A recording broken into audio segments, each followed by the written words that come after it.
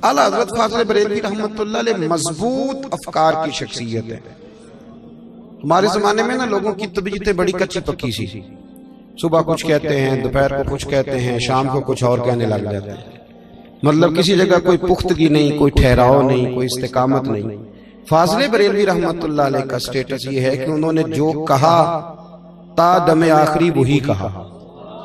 आप मेरी बात पर तवज्जो करें भाई, आपका इंतजाम मुकम्मल है, मेहरबानी फरमाया। मुझे मैंने तो चले जाना है बड़ी जल्दी, फिर आप इधर ही है ना माशाल्लाह। तवज्जो से मेरी बात सुने जरा। तालिब इल्म से आदमी हूं तो तालिब इल्म बस तालिब इल्म की तवज्जो ही हो तो गुजारा कर सकता है।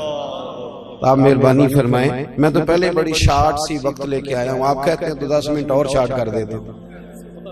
आप बेचैनी दूर करें और इत्मीनान से तशरीफ रखें। अल्लाह आपको बरकतों से माला माल फरमाए। अकीदा तौहीद जितना पुख्ता आला हज़रत ने समझाया है ना। हमारा दौर है ओहाम परस्ती का, तो हम मात का।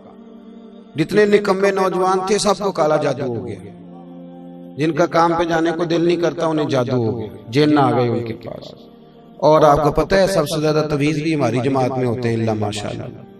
तो जब तक वो तवीज लिखने वाला ये कहेगा नहीं कि तुझे काला जादू हुआ है, उतनी देर तक कोई तवीज लेगा क्यों? आला हजरत ने इस ओहाम परस्ती का, ये आमल, ये नजूमी, ये तारों वाले, आला हजरत फरमाते हैं जिसने नजूमी की बात को सही जान लिया कुफर के करीब पहुंच जाए। तू अपने रब पर यकीन रख, तू किधर भागता है? आप तशरीफ फरमाते तो एक साहब आए जो सितारों का इल्म जानते थे। वो हमारे यहाँ भी तो बहुत सारे देहाती कहते हैं जरा मेरी किताब तो खोलो। मैंने कहा वो क़यामत में खुलेगी, तो डरना चाहिए। अल्लाह करे उसके बगैर खुले ही अल्लाह पर्दा पोशी अता फरमा दे। फिर हाथ भी देखे जाते हैं, फिर कहते हैं मेरा हिसाब भी लगाओ। अब ये सारी दास्तान सराई है, ओहाम परस्ती है। आला हजरत के पास एक साहब तशरीफ लाए तो सितारों का इल्म जानते थे, और वो जायचा बना के बताया करते थे कि बारिश कब होगी, धूप कब निकलेगी। उन्होंने ना आला हजरत ने पूछा जब वो आए, का बताइए भला सितारे क्या कहते हैं, बारिश कब होगी? कहने लगे जी 1 महीना नहीं हो सकती। आला हजरत फरमाने लगे आप इस तरह न कहें, आप ये कहें कि मेरा इल्म कहता है कि 1 महीना नहीं होगी, बाकी रब चाहे तो अभी हो सकती है।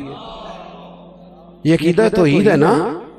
तो वो साहब कहने लगे जी वो तो ठीक है, लेकिन सितारे बताते हैं कि नहीं होगी। ये कुछ बंदे थोड़ा सा इल्म पढ़ जाते हैं तो आड़ भी जाते हैं, है ना।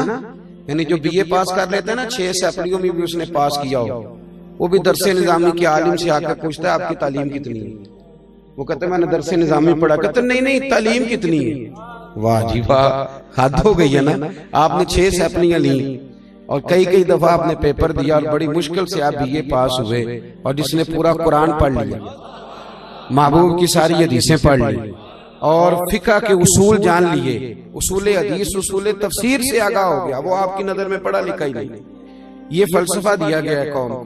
तो आला हज़रत फरमाने लगे कहो मेरा इल्म कहता है कि महीना बारिश नहीं होगी, बाकी रब चाहे तो। कहने लगा हजरत जी वो तो ठीक है, पर सितारों की बंदिश बताती है महीना नहीं होगी। आला हजरत ने मिसाल दी समझाने के लिए।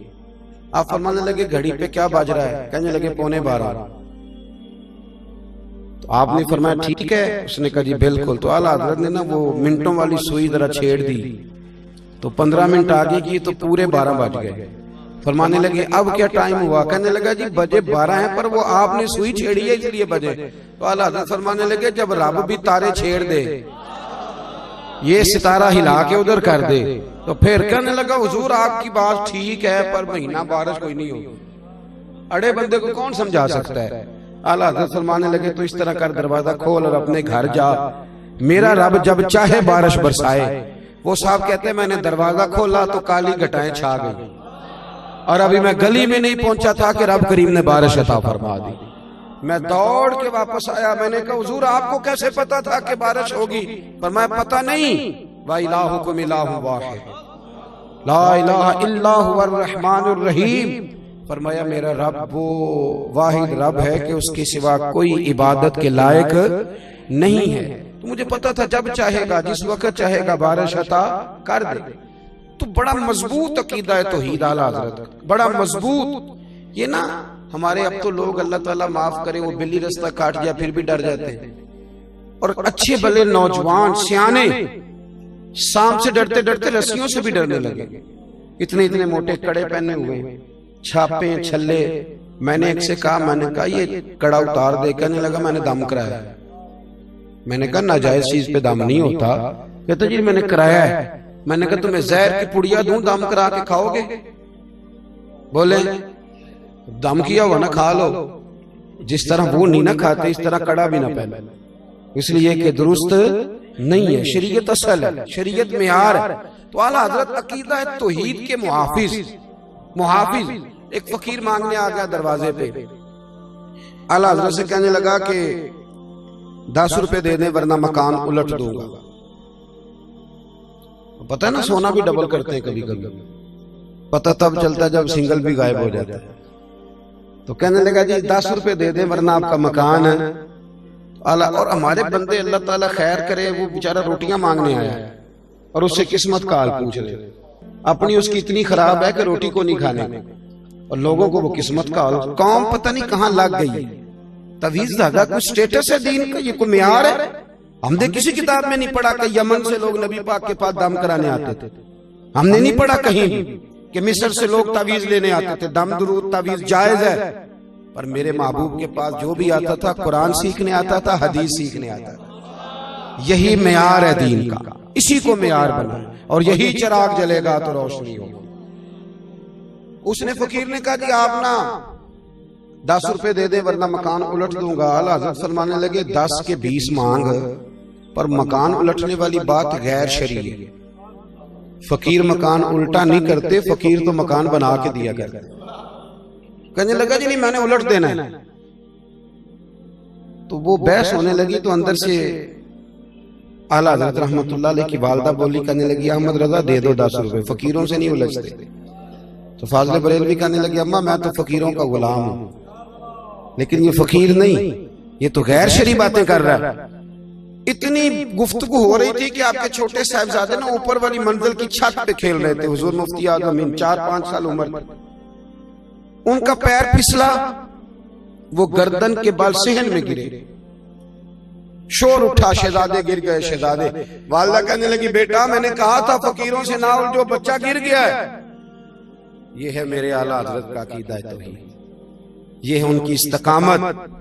अंदर नहीं गए, भागे नहीं, वहीं खड़े खड़े कहने लगे अम्मा ये तो मेरा एक बेटा है ना, मेरा 1000 भी हो और वो सारा दुनिया से चला जाए तो फिर भी मैं नबी पाक के दीन पर कंप्रोमाइज नहीं करूंगा। शरीयत पर समझौता हो सकता, ये गलत कह रहा है लिहाजा गलत कह रहा है।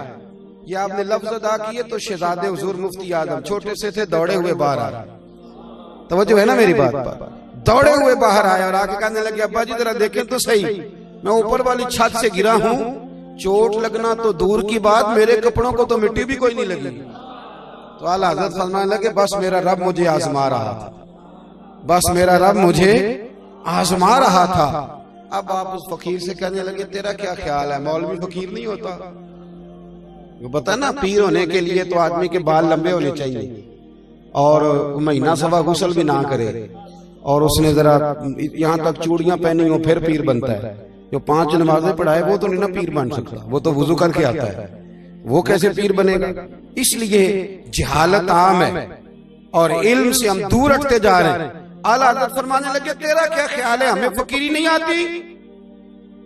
आप कहते फरमाने लगे तू कहता था कि मैं मकान उलट दूंगा। ये लफ्ज कह के तो आला हज़रत ने अपना जूता उल्टा किया, फरमाया ताकत है तो सीधा करके दिखा। इट सेट ते पखड़ा कुवार गंदा लसी और भी बूटियां जानने, अगर हिम्मत है ना तो जरा सीधा कर तेरा पता चले। उसने पूरा जोर लगाया पर आला हज़रत का जूता सीधा।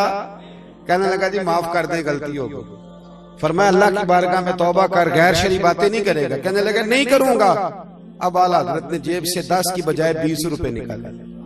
फरमाया 20 रख ले, पर महबूब की शरीयत के दायरे के अंदर रह के गुजारा करना चाहिए। फिर बात आती है आला हज़रत के अकीदा रिसालत की। एक मौलवी साहब ने कह दिया कि हुजूर को दीवार के पीछे का इल्म नहीं, तो फाजिल बरेलवी ने पूरी किताब लिखी है दौलतुल मक्किया। फरमाते हैं तेरा तो भला है नबी पाक के इल्म गैब हो, तेरा तो भला है। रसूल करीम सल्लल्लाहु अलैहि वसल्लम ने फरमाया क़यामत के करीब दज्जाल आएगा मेरे कुछ उम्मती घोड़ों पे बैठकर उसके खिलाफ जिहाद करेंगे। ये मुस्लिम शरीफ की हदीस है और आला हजरत ने दौलतुल मक्किया में भी नकल फरमाई। हुजूर फरमाने लगे दज्जाल आएगा, मेरे कुछ गुलाम घोड़ों पर बैठकर उसके खिलाफ जिहाद करेंगे।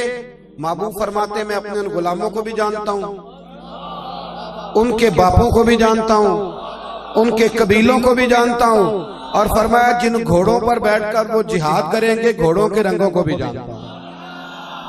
तो आला हज़रत फरमाने लगे तेरा तो भला है नबी पाक तुझे जान रहे हैं और तू इसी बात पे अड़ गया। अच्छा एक बात बताएं,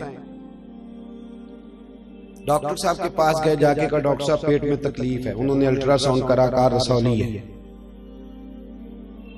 तो वो तो पेट के अंदर की खबर दे रहा है, बात माननी इस्लाम के कुफर बोले। उसने कहा रसौली है, ऑपरेशन कराया, आपने 50,000 जमा करा दिया, ऑपरेशन होने लगा, तो इस्लाम का काम किया कुफर का। लेकिन नबी पाक अगर बता दें तो लोग कहते हैं कुफर हो गया। ये देखे ना मेरे भाई, मैं सफर करता रहता हूँ, मुल्क में बहुत सारी जगहों पे जाने का मौका मिलता है, तो अब रास्ता नहीं पूछना पड़ता, पता है ना आपको। अब वो लोकेशन लगा लेते हैं बच्चे, तो एक खातून बोलती है, उसमें से बोलती भी अंग्रेजी है, और चंगे भले सियाने बंदे वो कहते हैं लेफ्ट हो जाओ तो होना पड़ता, यहां से राइट हो जाओ तो उसकी बात मानना इस्लाम के कुफर। तो चलो आप उसे कह दें कि मैंने शहर विरका जाना है, तो वो ले जाती है, उसको किसने गैब का इल्म दे दिया? शर्म कर, तू अंग्रेज की बनाई हुई आलात का इल्म तो मानता है, मदीने वाले का क्यों नहीं मानता? तू आलात की बात मानता है और मदीने वाले की बात नहीं मानता। वअल्लमा कमालम तकुन तालम, रब फरमाता है महबूब जो आप नहीं जानते थे मैंने सारा ही आपको सिखा दिया है। वक्त इतना ज्यादा नहीं है कि मैं तफसील में जाऊं। एक मौलाना साहब ने और लिखा, वो कहने लगे जैसा इल्म नबी पाक को है वैसा तो जानवरों पागलों सबको है। उसके गले में फूलों का हार डालना चाहिए था। कहते नहीं आला बंदे को फतवा दिया तो क्या देते? आला खुशबू की शीशी देते उसे। कहने लगा हुजूर का ख्याल आ जाए ना नमाज टूट जाती है। आला हज़रत समझाने लगे तू पागल हो गया। तो कहता है नबी पाक के आने से टूट जाती है, हमारी उतनी देर होती नहीं जितनी देर मुस्तफा का ख्याल ना होती नहीं। जब तक नबी पाक का ख्याल हमारी नमाज, बताओ ना। जब देखें, और बड़ी सादी मिसाल दी जो हर बंदे की समझ में आती, रब्बना फिरली, लो जी तुसी तो सारे पढ़े लिखे बंदे, रब्बना फिरली, या अल्लाह मुझे भी बख्श दे, मेरे माँ बाप को भी। तो आला हज़रत फरमाते हैं तेरे अनपढ़ अब्बा का ख्याल नमाज में आए तो नहीं टूटती, और नबी पाक का आ जाए तो कैसे टूट जाती?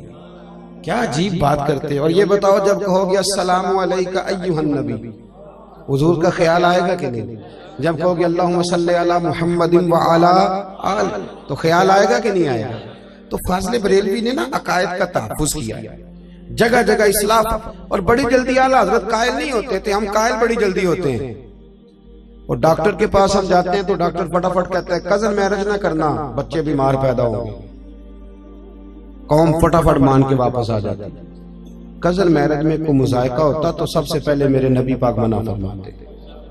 हाँ, आप डॉक्टर के पास दवाई लेने जाते हैं और डॉक्टर जाते ही पूछता है ये खांसी किसी और को तो नहीं घर में तेरी लगी हुई, किसी और को तो नहीं? ओ भाई बस कर दे, आप क्या बात कर रहे हैं? सही मुस्लिम की हदीस है, नबी पाक अलैहिस्सलाम ने फरमाया बीमारी मुताद्दी नहीं होती, एक से दूसरे को।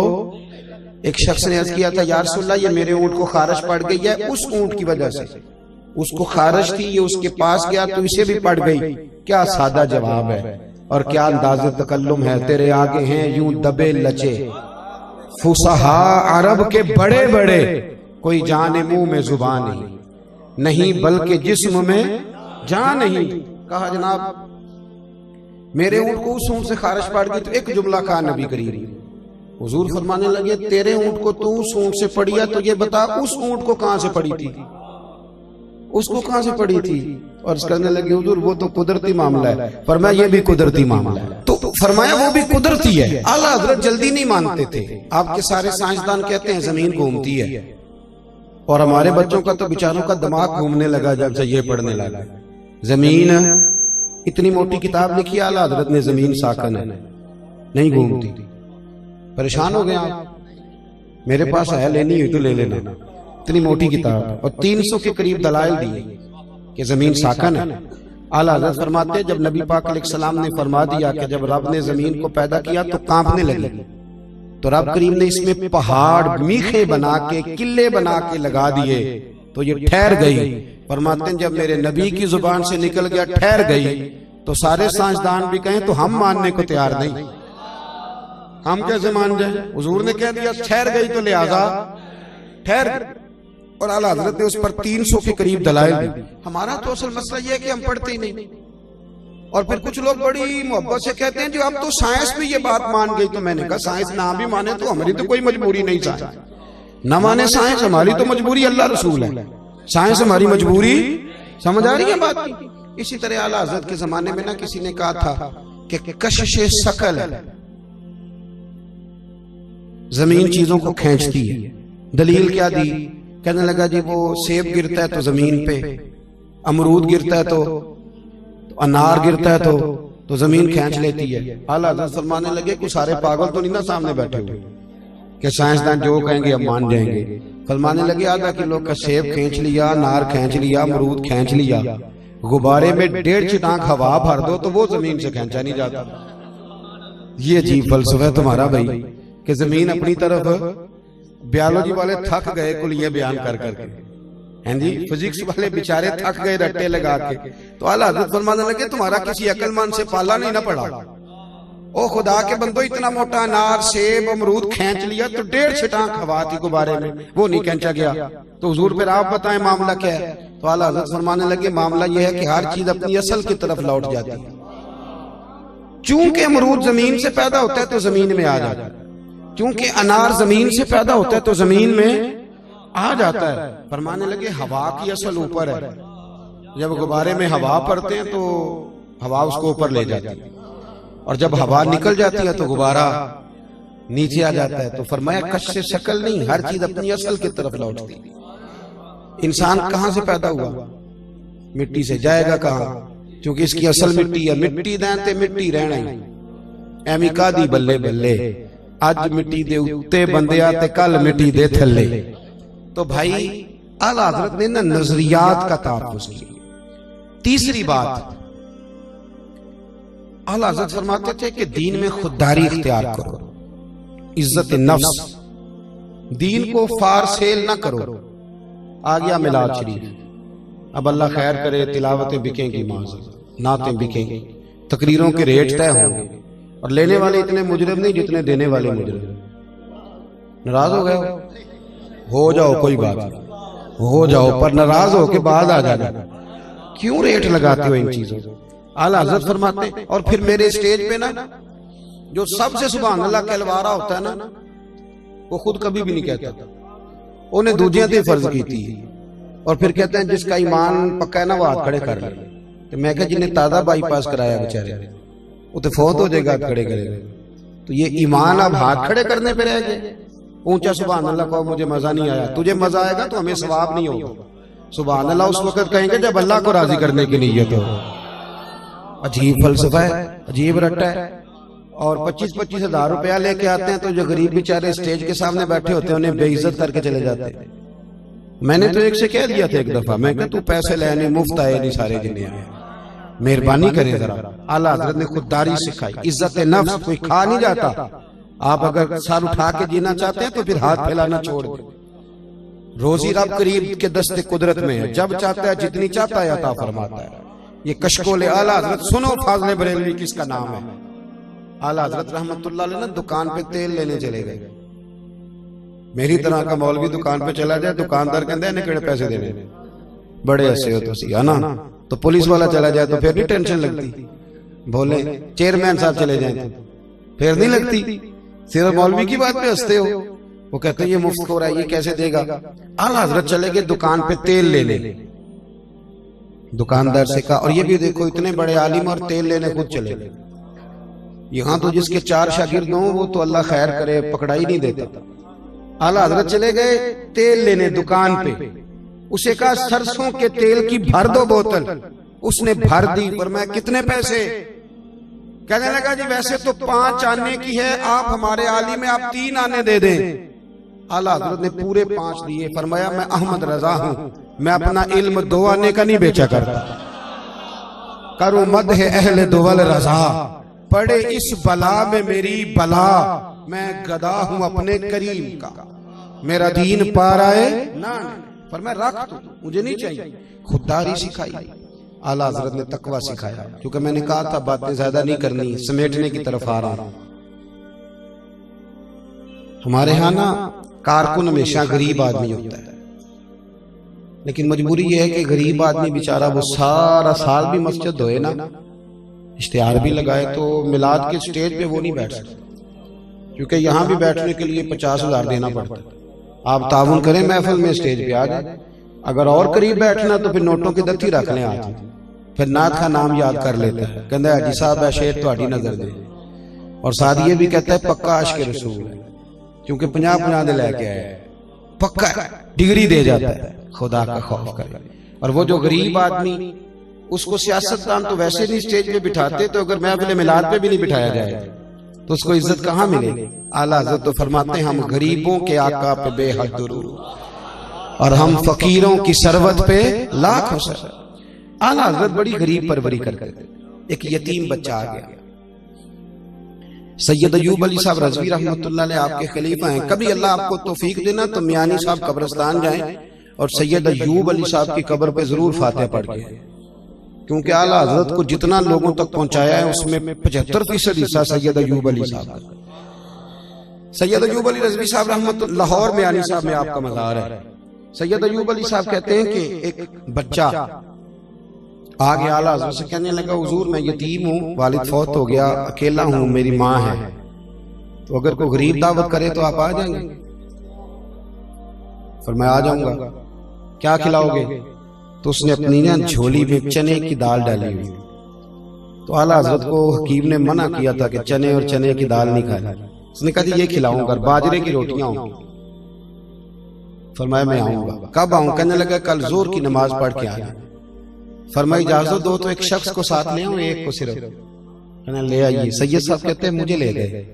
आला हज़रत चूंकि पर्दा करते थे, अब तो पीर साहब कहते हैं नहीं बेटियां हैं, तो मुरीदनियां बेटियां हैं, बेटियों से काहे का पर्दा। ओ भाई, जिन्हें कुरान ने कहा ना मोमिनों की माएं हैं, कुरान ने कहा ना नबी की बीवियां मोमिनों की, तो जब उनसे पर्दा जरूरी है तो ये थोड़ा सा एहतियात करेगा।